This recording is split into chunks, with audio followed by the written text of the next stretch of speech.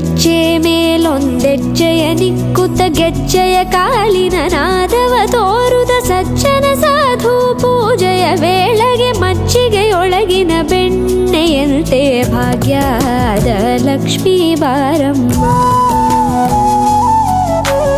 ಹೆಜ್ಜೆ ಮೇಲೊಂದೆಜ್ಜೆಯ ನಿಕ್ಕುತ್ತ ಗೆಜ್ಜೆಯ ಕಾಲಿನ ನಾದವ ತೋರುದ ಸಜ್ಜನ ಸಾಧು ಪೂಜೆಯ ವೇಳೆಗೆ ಮಜ್ಜಿಗೆಯೊಳಗಿನ ಬೆಣ್ಣೆಯಂತೆ ಭಾಗ್ಯದ ಲಕ್ಷ್ಮೀ ಬಾರಮ್ಮ.